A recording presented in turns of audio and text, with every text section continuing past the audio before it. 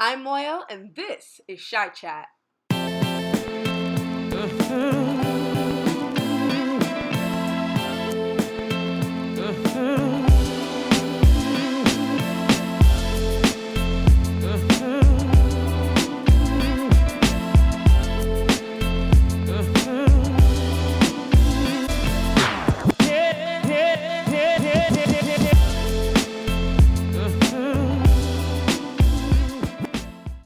Hi you guys, welcome to another episode of Shy Chat. I am Moyo, your host, and today I am here with an old friend. Her name is Jessica Gomez, and she is the owner of the Tipsy Brush.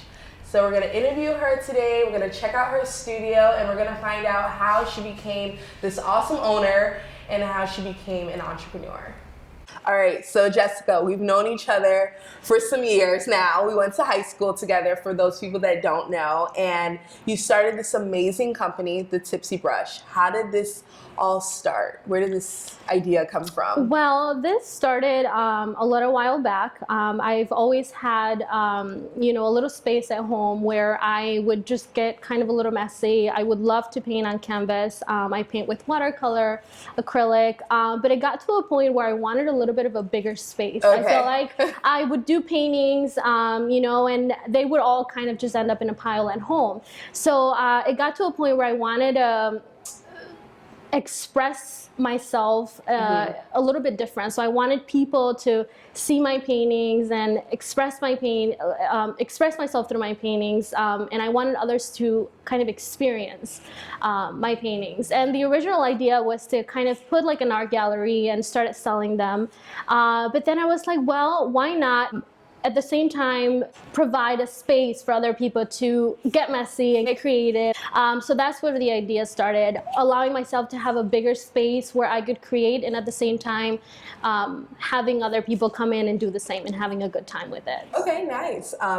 Did you ever go to a class before you even started your own, or do you sometimes just peek in a class and maybe learn from another teacher how, or no? No. I actually, this is really funny because somebody suggested that I sit in one of the classes in the beginnings, just starting, and I said no, because you know what? I want to conduct my classes, and I want my classes to go how I want them to go. Okay. I'm not interested in sitting in one of those classes for them, I mean, again, awesome for whoever's painting at that time. But I wanted my classes to just kind of be me, and if there is another instructor in here, to be them. Yeah. So I haven't sat in any of those classes. Would you welcome another teacher into your class? Absolutely, of course. Okay, but you just go. I think it's understandable, and I think you can keep what you have going for you. Maybe not try to pick from other classes and just do your own thing. So I like that. I do like that. All right, I want to know, there's been so many amazing pieces that I've seen so far, and I'm sure there's many I haven't seen. What is your favorite piece? So my favorite piece right now is the girl with the bun. Okay. And she is my favorite because I think that her, the expression in her face is the most expression I've ever gotten on a painting. I mean, a lot of the times I don't paint faces, but this one is just awesome. I really, really like it.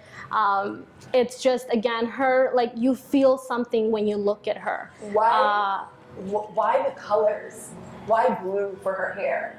The colors, it makes her look very, very cold. Okay. So I think that's why I went with purples and blues. She just looks very cold and very kind of distant, but at the same time expressing like some sort of conflict or issue within herself.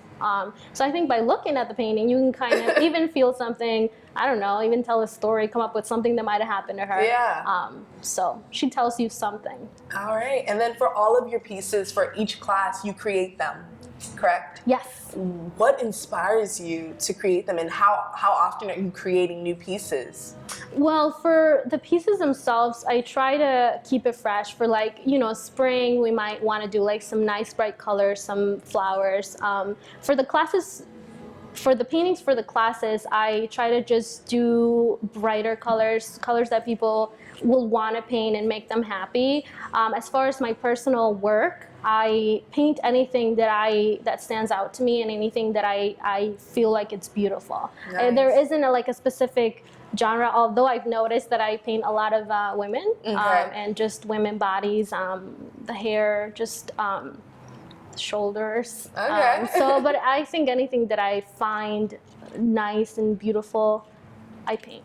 As far as my personal work. And you have an interesting crowd coming in, sometimes smaller groups, sometimes larger groups, but what is the age range? Well, the age range we do for family parties, which would be children and their parents, we do ages 5 and up. So, and that would be obviously no alcohol involved, just painting, snacks. Okay.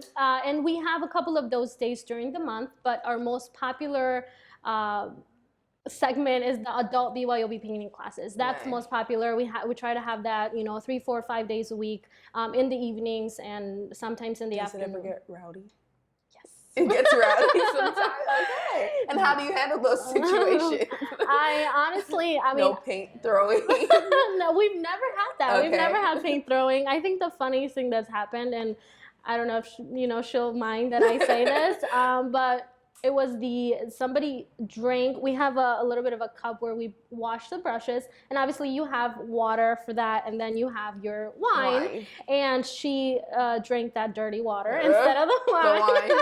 Wow. And I think that's kind of like, you're a little bit, yeah. Well. But it was okay. She yeah, was like, she survived. She was okay. She came back, maybe, and she'll come back. So I want to know, where do you see, you're doing so well already for yourself as a young entrepreneur. Where do you see yourself in 10 years? Will you have a bigger studio? Will you maybe put it to the rest?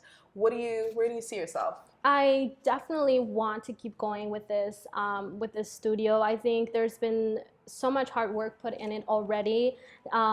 And I really, really want to open up a couple, if not a few other locations. So I don't want this to be my only location.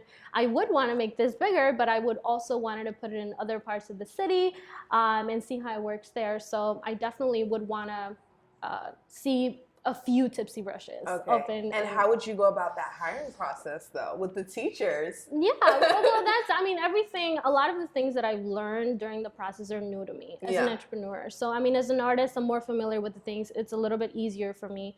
But as a business owner, it's definitely new things, and you just learn as you go. I've sat in a couple of business workshops that Chicago offers. There's a few free business workshops. So just keep developing myself in that department, and just keep learning about the hiring process, learning about payroll that people don't like. But definitely just keep learning and learn how to do it and just do it. Nice. Is there anything that you really want people to know about you and your brand and the Tipsy Brush? I think the most important thing is to this is not like a serious place. For myself included, it's just a place to have fun. It's more of I always say it's more of a painting party than it is an art class. It's nothing super serious, nothing super technical. It's just for people to have fun and sit here and just get messy. And drink and enjoy your drink. And enjoy your drink, yeah. All right. Well, thank you guys so much for watching this episode of Shy Chat. I'm Moyo, and I'll see you guys next time.